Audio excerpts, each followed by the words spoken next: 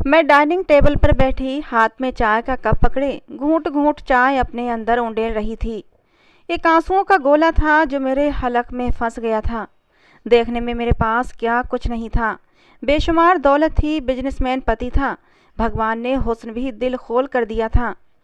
लेकिन मुझे एक ऐसी बीमारी थी कि जिसने मेरा सब कुछ ख़त्म कर दिया था। 6 माह की प्रेगनेंसी के बाद ही मेरा बच्चा पेट में ही ख़त्म हो जाता था। मेरे पति ने मेरा हर मुमकिन इलाज करवाया था। डॉक्टर से, हकीमों से, हर किसी से इलाज करवा करवा कर देख लिया था, लेकिन मेरी ये बीमारी किसी भी तरह कम नहीं होती थी। मैं औलाद की खुशी के लिए तरसी बैठी थी। मैं अपनी सोचों में मगन थी जब किसी की तेज नज़रों की तपिश तपिश ने मुझे हड़बड़ाने पर मजबूर कर दिया था। मैंने सामने देखा तो वो नया नौकर लड़का शीशे के गुलदान साफ करते हुए मुझे ही देख रहा था। जैसे ही मेरी नज़रों का टकराव उसकी नज़रों से हुआ तो वो गड़बड़ा सा गया और फौरन से नज़रें झुकाकर गुलदान साफ करने लगा। अभी कुछ दिन पहले ही पुराना नौकर काम छोड़कर चला गया था, तो मेरे पति ने ये नया नौकर रखा था। ये नौकर लड़का 30 से 32 साल का था। घर के छोटे मोटे काम और ड्राइवरी का काम करता था। यूँ समझना चाहिए कि मेरे पति ने उसे मेरे कामों के लिए रखा हुआ था। मुझे जहाँ भी जाना होता इसी लड़के के साथ जाती थी। मैंने महसूस किया था कि जब तक मैं गाड़ी की पिछली सीट पर बैठी रहती, ये लड़का नज़र बचाकर मुझे घूरता रहता था, और जब मेरी नज़र उसके चेहरे पर पड़ती तो वो फ़ौरन से नज़रें बदल लेता था।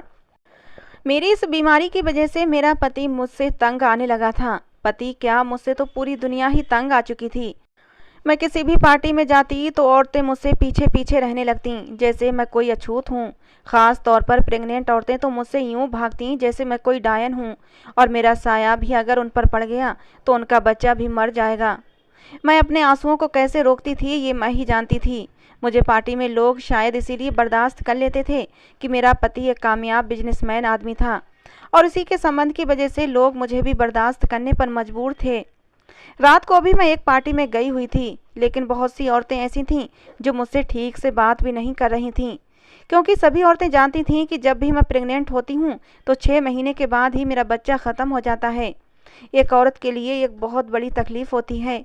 6 महीने तक वो अपने शरीर में अपनी औलाद को महसूस करे, उसे संभाले, उसके आने का इंतज़ार करे, और फिर उस बच्चे को हमेशा हमेशा के लिए खो दे। मैंने अपने आंसू पोंछे और हाथ में पकड़ा खाली कप टेबल पर रख दिया। घर में करने के लिए मेरे पास कोई भी काम न था, हर काम के लिए नौकर थे। इसीलिए मैं हर समय सोचों का शिकार रहती थी। रात को जब विकास घर आता तो मेरा बुझा चेहरा देखकर उसके माथे पर बल पड़ जाते थे। विकास मेरे पापा के साथ काम करता था। मैंने उसे अपने पापा के ऑफिस में ही देखा था, और फिर मेरे पापा ने उससे खुद ही मेरे साथ शादी के लिए कहा। उसे भी मेरे साथ शादी करने पर ऐतराज न था। आज हम दोनों की शादी को 8 साल का समय गुजर गया था, और इन 8 साल के समय में मैं 4 बार प्रेग्नेंट हुई थी, लेकिन चारों बार ही मायूस होना पड़ा था। विकास ने मेरा इलाज करवाने के लिए कोई भी कसर नहीं छोड़ी थी। मुझे दूसरे देश तक लेकर गया था, लेकिन मेरी बीमारी ऐसी थी कि ख़त्म होने का नाम ही नहीं लेती थी। अब तो हर समय विकास भी मुझे ताने देता रहता था। कहता कि 8 साल हो गए हैं, लेकिन तुम मुझे एक बच्चे की खुशी तक न दे सकीं। मैं तो अब तुमसे मायूस हो चुका हूँ। इतनी सारी जायदाद है मेरे पास, लेकिन इस जायदाद के बारिश की कोई उम्मीद नहीं। मैं क्या करूँगा इतने पैसों का? मर गया तो सारा सब कुछ दूसरों के हवाले हो जाएगा। आज भी मैं गुमसुम बैठी उसी की बातें सोच रही थी कि मैं उससे क्या कह सकती थी। पिछले 2 सालों से वो मुझसे ऐसी ही बातें सुनाता रहता था, लेकिन मैं बिल्कुल खामोश थी। उसकी अर्थपूर्ण बातों का मतलब मैं अच्छी तरह से जानती थी। जो वो चाहता था मैं उसकी अनुमति उसे किसी भी कीमत पर नहीं दे सकती थी। 2 साल से वो मुझसे दबे शब्दों से कह रहा था, और आज तो जैसे उसने मुझे साफ कह दिया। कहने लगा, सुनैना, मैं दूसरी शादी करना चाहता हूँ। और ये सुनते ही मेरे सर पर आसमान टूट पड़ा था। मैं रोने लगी। मैंने विकास का हाथ पकड़ लिया। मैंने कहा, भगवान के लिए मुझ पर यह जुल्म मत करो। तुम क्या समझते हो कि औलाद के ना होने का गम सिर्फ तुम्हें है, मुझे नहीं? मैं अपनी औलाद को खो देने के बाद लोगों के ताने सुन सुनकर कैसे उन्हें बर्दाश्त करती हूँ, ये मैं ही जानती हूँ, ये मेरा भगवान जानता है। भगवान के लिए विकास, मुझ पर ये सितम मत करो कि मुझ पर सौतन ले आओ। विकास को मुझसे मोहब्बत थी। शायद यही वजह थी कि पिछले 8 सालों से वो मुझसे ये बात कहते हुए कतरा रहा था। लेकिन खैर, वो मर्द ही था और कुछ भी कर सकता था। मैं अपने घर में किसी भी दूसरी औरत को बर्दाश्त नहीं कर सकती थी, ना ही अपना पति किसी के साथ बांट सकती थी। मुझे बस इसी बात का डर था, और वो कहने लगा, तुम औरतों के पास ये प्लस पॉइंट है कि जरा सी बात हो जाए तो तुम रोकर अपने दिल का बोझ हल्का कर लेती हो। लेकिन बताओ मैं क्या करूं? मुझे औलाद चाहिए, वो भी हर सूरत में। अगर और 2 साल बेकार कर दिए तो और भी मुश्किल हो जाएगी। मैंने कहा, विकास तुम जैसे चाहो मेरा इलाज करवाते रहो, अभी जो चाहे कर लो। मैंने कभी इनकार तो नहीं किया, लेकिन भगवान के लिए मुझ पर ये जुल्म ना करो। इस बार उसने अपना हाथ मेरे दोनों हाथों से खींचा और उठकर बाहर चला गया। मैं पूरी रात रोती रही थी। सुबह मेरी आंखें बहुत ज़्यादा सूजी हुई थीं। विकास मेरे उठने से पहले ही जा चुका था। मैं कमरे से बाहर आई तो नौकरानी मुझसे नाश्ते का पूछने लगी। मैंने कहा, मुझे कुछ नहीं खाना, बस एक कप चाय दे दो। मैं हॉल के सोफे पर ही बैठ गई, जहाँ पर वो नौकर लड़का शीशे की टेबल और गुलदान को पकड़े उन्हें साफ कर रहा था। मेरी भीगी आंखें देखकर कहने लगा, मैडम जी कोई परेशानी है क्या आपके साथ? आप क्यों रोती रहती हैं? हर वक्त उदास रहती हैं। मैंने गुस्से से उसे देखा और मैंने कहा, अपने काम से काम रखो। मैं कैसी हूँ कैसी नहीं तुम्हें कोई ज़रूरत नहीं है इस बात में दिलचस्पी लेने की। उसने अपने कंधे उचका दिए और गहरी सांस लेकर दोबारा से अपने काम में लग गया। नौकरानी ने मेरे सामने चाय रखी और चली गई। मैं चाय का कप पकड़े धीरे धीरे उसे पीने लगी। वो लड़का कहने लगा, मर्जी है जी आपकी, लेकिन अगर किसी से अपने गम कह देंगी तो हो सकता है आपका गम कुछ हल्का हो जाए। उसकी बात ने मुझे चौंका के रख दिया था। मुझे हैरत इस बात की हुई थी कि वो कैसे जानता था कि मुझे कोई गम है। उसे तो अभी आए हुए बस 1 ही महीना हुआ था। फिर मेरे दिमाग में आया कि घर में इतने सारे नौकर हैं, किसी ने बता दिया होगा। दूसरा ख्याल मेरे दिल में ये आया कि हो सकता है अगर मैं इसे अपनी परेशानी बता देती हूँ तो ये मेरी परेशानी का हल बता दे, क्योंकि हो सकता है ये किसी फ़कीर बाबा को जानता हो और मेरी परेशानी हल हो जाए। मैंने उस लड़के से कहा, इधर आओ, मेरी बात सुनो। मेरा ये कहना था, शायद वो पहले से ही इस बात के इंतजार में था, इसलिए फ़ौरन से डस्टिंग वाला कपड़ा उसने एक तरफ रख दिया और मेरे पास आकर ज़मीन पर बैठ गया। मैंने कहा, तुम्हें कैसे पता कि मुझे कोई परेशानी है और मैं हर वक्त उदास और परेशान रहती हूँ? मेरी बात सुनकर वो पहले तो थोड़ा सा शर्मिंदा हुआ और अपना सर खुजाने लगा। कहने लगा, वो जी पता चल जाता है मुझे जी, बड़ा दुख होता है आपके बारे में ये सब सुनकर। ये जो नौकरानियाँ हैं ना आपकी, उन्हीं ने बताया था मुझे ये सब। मैंने कहा, तुम्हारे पास इस परेशानी का कोई हल है? मेरी बात पर उसने नज़रें झुका लीं। कहने लगा, परेशानी का हल तो है, लेकिन छोड़ें, आप वो काम नहीं कर सकती। मैंने कहा, ऐसा भी क्या काम है जो मैं नहीं कर सकती? तुम मुझे बताओ। मेरी बात सुनकर वो उठकर खड़ा हुआ और कहने लगा, मैडम जी मुझे पता है वो काम आप नहीं कर सकती। पतिव्रता औरत के लिए ये काम करना नामुमकिन है। ये कहकर वो चला गया और मैं उसे हैरत से देखती रह गई कि भला ऐसा भी क्या काम है जो मैं नहीं कर सकती। मैंने मुश्किल से मुश्किल इलाज करवाए थे, डॉक्टर से, हकीमों से, या फिर कोई भी पीर फकीर कोई भी होता, मैं उसके पास अपनी तकलीफ को लेकर जरूर जाती थी। हालांकि मैं पढ़ी लिखी औरत थी, लेकिन मैंने फिर भी ताबीज पहने हुए थे। बड़े बड़े बाबाओं को दिखाया था, उन्होंने जो जो मुझे करवाया मैंने सब किया, लेकिन हल कुछ नहीं हुआ था। लेकिन इंसान उम्मीद पर ही जिंदा रहता है। जब उसे नया रास्ता नजर आता है तो एक उम्मीद सी बंध जाती है कि शायद इस इलाज से हमारी परेशानी दूर हो जाए। मुझे भी एक उम्मीद की किरण नजर आ गई थी। मैं सोच चुकी थी कि जिस इलाज के बारे में वो नौकर मुझे कह रहा है मैं वो जरूर करूंगी। अब तो समस्या ये थी कि विकास मुझसे दूसरी शादी का खुद अपने मुंह से कह चुका था। मुझे हर कीमत पर औलाद चाहिए थी, चाहे मुझे कोई भी रास्ता चुनना पड़ता। मैं अपने पति को छोड़ नहीं सकती थी और ना ही किसी दूसरी औरत के साथ उसे बांट सकती थी। अगले दिन मैं जब शॉपिंग के लिए घर से निकली तो उसी लड़के के साथ गई थी। गाड़ी में बैठते ही इधर उधर की बातों के बाद मैंने उससे कहा कि मुझे बताओ आखिर इलाज क्या है, मैं हर सूरत वो इलाज करवाना चाहती हूँ। वो लड़का कहने लगा, मैडम जी मैंने आपसे कहा तो है, ये आपके बस से बाहर की बात है। औरत हर काम कर सकती है, लेकिन जो मैं आपको बताने वाला हूँ वो आप नहीं कर सकती। मैंने कहा, क्या जो इलाज तुम बता रहे हो उससे मुझे 100% औलाद हो सकती है? वो कहने लगा, हाँ बिल्कुल हो सकती है, और इस बात पर तो मैं शर्त भी लगा सकता हूँ कि आपको औलाद जरूर होगी। जितने दावे से वो ये बात कह रहा था मुझे उसकी बातों पर विश्वास सा होने लगा था। मैंने कहा, क्या कोई बाबा है जो इस बात का इलाज करते हैं, या कोई डॉक्टर या कोई हकीम है? मेरी बात पर वो हंसने लगा, बोला, नहीं, इन तीनों में से कोई नहीं है। इन तीनों के पास तो आप कई बार जा चुकी हैं और मायूस ही लौटी हैं। मैं हैरान हुई थी कि ऐसा इलाज तो यही 3 तरह के लोग करते हैं। ये मुझे किस बारे में बताने से कतरा रहा है।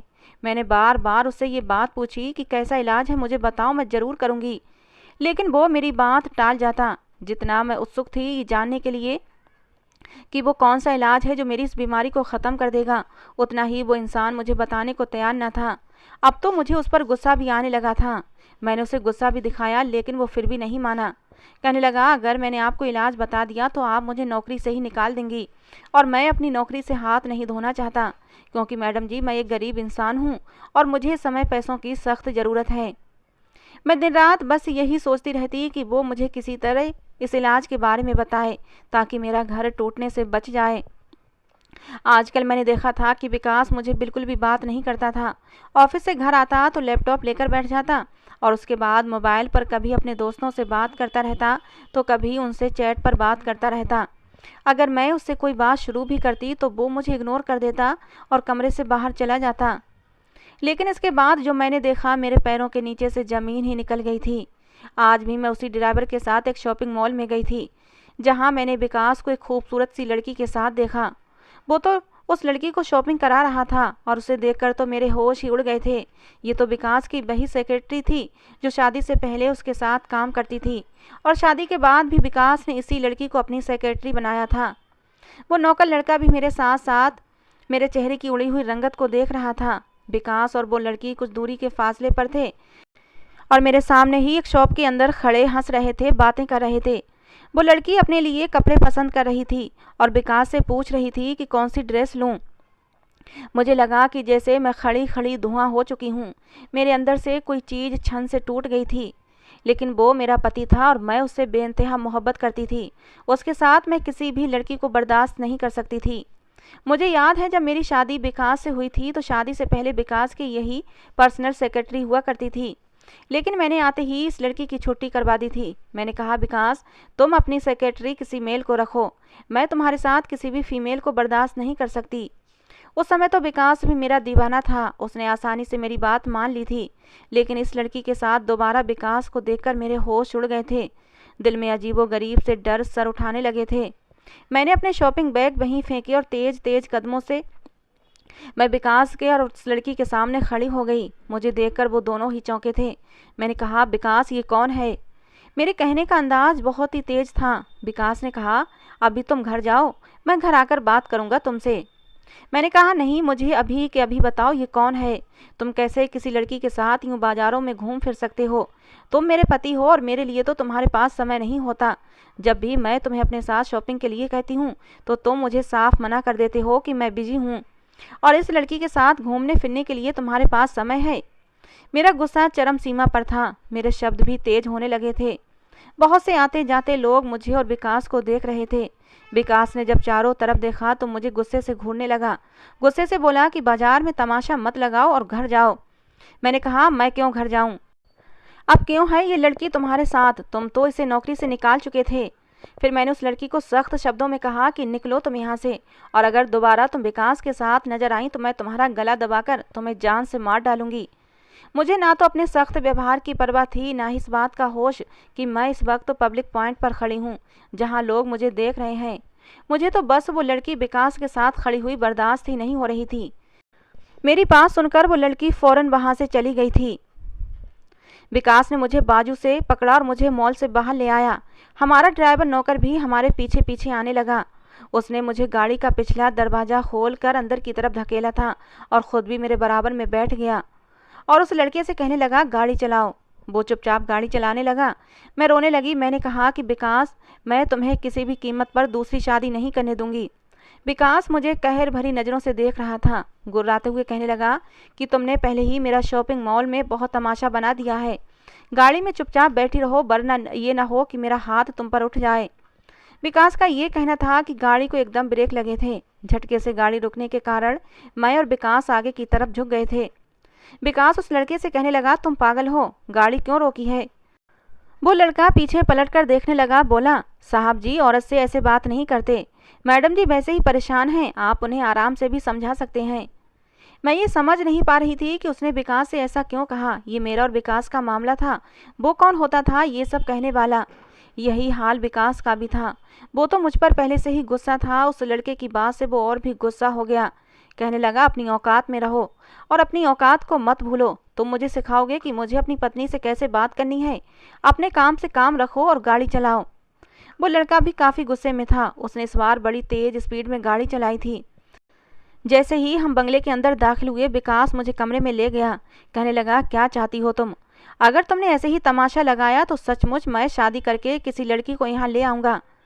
मैंने कहा कि मत भूलो, जिस जायदाद पर तुम इतना अकड़ रहे हो ये सब मेरी है, ये बिजनेस मेरा है, ये बंगला भी मेरा है। आज तक मैंने विकास से ये बात कभी नहीं कही थी, लेकिन अब उसे ये बात मैं जता रही थी। मैंने कहा, तुम शायद भूल चुके हो कि तुम मेरे पापा के छोटे से वर्कर थे। मेरे मुंह से ये सुनकर वो कहने लगा, बड़ा घमंड है तुम्हें अपने पैसे पर, इस घर पर। फिर वो मेरे पास आया और चिल्लाकर कहने लगा, तुमने मुझे दिया ही क्या है, एक औलाद तो दे न सकी तुम मुझे। तुम्हें अपने पैसों पर इतना ही घमंड है तो ठीक है, मैं तुम्हें तलाक देता हूँ और तुम्हारी दौलत तुम्हारे मुंह पर मारता हूँ। ये सुनकर तो मुझे लगा कि जैसे किसी ने मेरे ऊपर आसमान गिरा दिया हो। मैंने विकास से ऐसी उम्मीद कभी नहीं की थी कि वो मुझे तलाक भी दे सकता है। कहने लगा, देखता हूँ तुम अपना ये बिजनेस और ये घर कैसे संभालती हो। इंतजार करना, कल ही तलाक के पेपर तुम्हारे घर पहुँच जाएंगे। मैं तो हक्का बक्का सी विकास का मुंह देखती रह गई थी। कुछ समझ ही नहीं आ रहा था कि क्या बोलूं और क्या न बोलूं। मुझे पैसों की कोई कमी नहीं है, मैं बहुत पैसे बना चुका हूँ। ये कहकर वो घर से निकल गया और मैं यूं खड़ी थी जैसे कोई पत्थर की मूरत हूँ। मुझे ये सदमा बर्दाश्त ही नहीं हुआ, मैं वहीं गिर के बेहोश हो गई। जब मुझे होश आया तो मैं अपने बेड पर लेटी हुई थी और डॉक्टर मुझे चेक कर रहा था। वो नौकर लड़का और घर की नौकरानियां मेरे कमरे में मौजूद थीं। डॉक्टर ने मुझे होश में देखा तो पूछने लगा, आपको क्या हुआ था? अब मैं डॉक्टर को क्या बताती कि मैं क्या हो चुकी हूँ। मैंने कोई जवाब न दिया। डॉक्टर कुछ मेडिसिन लिखकर कहने लगा, ये इस्तेमाल करें, आप ठीक हो जाएंगी। डॉक्टर जा चुका था। उस लड़के ने नौकरानी से कहा कि मैडम जी के लिए फ्रेश जूस लेकर आओ। वो नौकरानी कमरे से बाहर निकल गई तो वो लड़का मेरे पास आया और कहने लगा, मैडम जी मुझे पता है आप बहुत बड़े सदमे से गुजर रही हैं। एक औरत के लिए तलाक बहुत बड़ा सदमा होता है। ये बात सुनकर मैंने अचानक ही उसकी तरफ देखा था। वो कैसे जानता था? क्योंकि जो बातें विकास ने मुझसे कही थीं वो कमरे के अंदर कही थीं। मैंने कहा, तुम ये सब कैसे जानते हो? मेरे कहने का अंदाज बिल्कुल टूटा हुआ सा था। वो कहने लगा, मुझे आपकी चिंता थी, इसीलिए मैं आपके पीछे पीछे हॉल तक आ गया था और आपके कमरे के पास खड़ा हो गया था, क्योंकि साहब जी भी बहुत गुस्से में थे और आप भी गुस्से में थीं। मुझे डर था कि साहब जी कहीं आप पर हाथ न उठा दें, इसीलिए आपके बीच होने वाली बातें मैं सुन चुका था। मैं रोने लगी। मैंने कहा, अगर मेरी औलाद होती तो विकास मुझे कभी भी छोड़कर न जाता। वो कहने लगा, अगर आप अपना इलाज कराएं तो आपको औलाद हो सकती है। मैंने कहा, मैं क्या कराऊंगी और कैसे इलाज कराऊंगी और किसके लिए? विकास तो मुझे तलाक देकर जा चुका है। मैंने तो तुमसे पहले ही कहा था कि मुझे इलाज बता दो, मैं वो इलाज करवा लूँगी, लेकिन तुमने मुझे बताया ही नहीं। वो कहने लगा कि आप मुझसे शादी कर लें, आपको आपके हर सवाल का जवाब मिल जाएगा और आपको औलाद भी मिल जाएगी। उसकी बात सुनकर मैं सोच में पड़ गई कि पहले जब मैं उससे इलाज से के लिए कहती थी तो वो इनकार करता रहा। जैसे ही विकास ने मुझे तलाक दी तो वो कहने लगा, अगर मैं उससे शादी कर लूँ तो वो मुझे औलाद दे देगा। मेरा सर उसकी बातें सुनकर चकराने लगा था। मैंने उसे कमरे से बाहर भेज दिया, लेकिन कुछ महीनों तक मैं कमरे में बंद रही थी। फिर मैंने सोचा कि उसकी बात मानने में कोई हर्ज नहीं है। विकास ने गुस्से में आकर मुझे तलाक दी है। हो सकता है मैं इस लड़के से शादी कर लूं और मुझे औलाद हो जाए तो मैं इससे तलाक लेकर दोबारा विकास से शादी कर लूँगी। भले ही विकास ने मुझे गुस्से में आकर तलाक दे दी है, लेकिन मेरा दिल कहता है कि विकास भी मुझसे बहुत प्यार करता है और मुझे तलाक देने के बाद वो पछता रहा होगा। मुझे पूरा विश्वास था कि विकास मुझे दोबारा से अपना लेगा, क्योंकि उसे मुझसे औलाद चाहिए थी, वो उसे मिल जाएगी। मैंने उस नौकर से कहा कि मुझे तुमसे शादी करने पर कोई ऐतराज़ नहीं है। ये सुनकर वो खुश हो गया था। अगले ही दिन मैंने उस लड़के से शादी कर ली। उसका नाम राजन था। पहली बार मैंने उसका नाम जाना था। मैं शादी के लिए दिल से तो राजी नहीं थी, ये मेरी एक मजबूरी थी। रात को वो मेरे कमरे में आया तो मेरा दिल तेजी से धड़कने लगा था, मोहब्बत से नहीं बल्कि डर से। एक औरत के लिए शायद ये बहुत मुश्किल होता है कि अपनी ज़िंदगी में किसी दूसरे मर्द को शामिल करना, और मैं भी ऐसे ही हालात से गुजर रही थी। खैर, वो मेरा पति था और मैं उसे मना नहीं कर सकती थी। उसने मुझे अपनी बाहों में भरा तो मैं उसका विरोध ना कर सकी। वो मुझसे अपना हक वसूल कर चुका था और मुझे हैरत उस समय हुई जब 1 महीने के बाद ही मैं उम्मीद से हो गई थी। लेकिन फिर मुझे वही डर रहा कि कहीं 6 महीने के बाद मेरा बच्चा मर न जाए। लेकिन इस बार ऐसा नहीं हुआ था। मैंने एक बेटे को जन्म दिया था और मैं बहुत खुश थी। लेकिन फिर से वही सवाल मेरे दिमाग में कुलबुलाने लगा कि आखिर उसने मेरे साथ ऐसा क्या किया कि मैंने एक सेहतमंद बच्चे को जन्म दिया। मैंने राजन से इस बात के बारे में पूछा तो वो मुस्कुराने लगा। कहने लगा, आपको औलाद चाहिए थी, वो मिल गई है, फिर क्यों परेशान है। मैंने कहा कि ऐसा करो, मुझे तलाक दे दो, मैं तुम्हारे साथ अब और नहीं रहना चाहती। ये सुनकर उसने बड़े गुस्से से मुझे देखा था। मैंने कहा, देखो मैं विकास से मोहब्बत करती हूँ और मैंने तुमसे सिर्फ औलाद के लिए शादी की थी। मैं देखना चाहती थी कि वाकई ऐसा करने से मैं माँ बन सकती हूँ, और देखो मैं माँ बन गई हूँ। मैं तुम्हारे साथ अब और नहीं रहना चाहती। वो कहने लगा, जिस धोखेबाज के साथ आप रह रही थीं वो खुद ही आपसे औलाद नहीं चाहता था। हर 6 महीने के बाद वो आपको एक ऐसी दवा खिला देता जिससे कि आपका बच्चा ख़त्म हो जाता था। ये सुनकर मैं हैरत से उसे देखने लगी। मैंने कहा, तुम झूठ बोल रहे हो। वो कहने लगा, मैं सच कह रहा हूँ। आपके पति ने आपसे सिर्फ पैसों के लालच में शादी की थी। उसके पास पैसा नहीं था और वो एक कामयाब बिजनेसमैन बनना चाहता था, लेकिन वो आपसे कभी भी मोहब्बत नहीं करता था। मोहब्बत तो वो उस लड़की से करता था जिसको आपने मॉल में उसके साथ देखा था। आपके पति ने सिर्फ आपका पैसा इस्तेमाल किया है और उस पैसे से ठीक ठाक अपना अलग बिजनेस जमा लिया है। आपसे ना तो उसे औलाद चाहिए थी, ना ही उसे आपका साथ चाहिए था। ये कहकर उसने मुझे फ़ोन थमा दिया, जिसमें एक वीडियो थी जिसमें विकास फ़ोन पर उस लड़की से ये सारी बातें कर रहा था, जिसमें वो बोल रहा था कि प्लान कामयाब हो गया है, अब मेरे पास इतनी दौलत है कि उसे ना तो किसी की ज़रूरत है, ना ही किसी के एहसान की ज़रूरत है। राजन कहने लगा, ये सब बातें मैंने उस समय सुनी थी जब मैं यहाँ नौकरी शुरू की थी, लेकिन मुझे आपसे हमदर्दी होने लगी थी, और कब ये हमदर्दी मोहब्बत में बदल गई मुझे पता ही नहीं चला। मैं आपको सब कुछ बता देना चाहता था, लेकिन उस समय मेरे पास कोई सबूत नहीं था। आप अपने पति से इतनी मोहब्बत करती थीं कि आप मेरी किसी भी बात पर विश्वास ना करती। आप मुझसे अपना इलाज पूछती थीं, लेकिन मैं आपको कैसे कहता कि आप अपने पति को छोड़ दें, क्योंकि एक पतिव्रता औरत अपने पति को कभी भी धोखा नहीं देती, उसे कभी नहीं छोड़ती।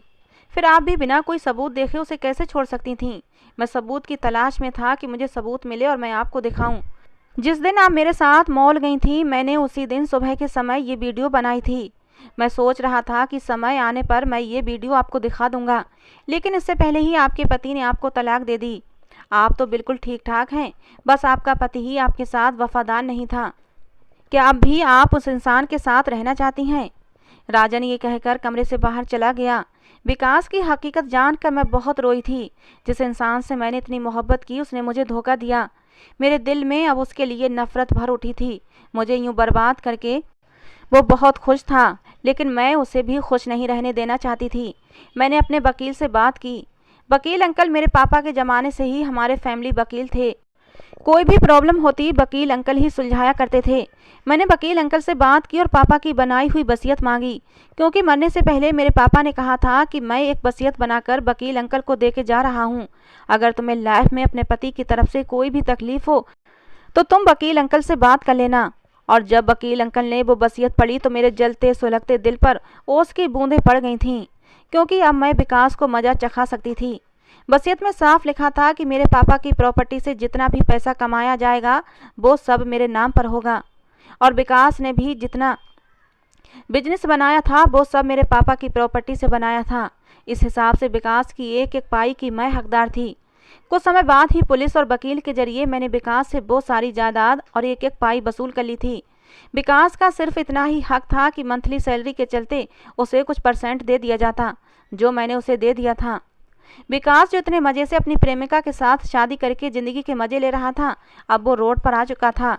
विकास की उड़ी हुई रंगत देखकर मेरे दिल को बहुत सुकून मिला था। कुछ समय लगा था विकास की मोहब्बत को दिल से निकालने में, लेकिन धीरे धीरे मैं विकास की मोहब्बत भूल चुकी थी और राजन के साथ एक अच्छी खुशगवार ज़िंदगी जी रही हूँ। वो मुझसे बहुत मोहब्बत करता है। हमारा एक प्यारा सा बेटा है।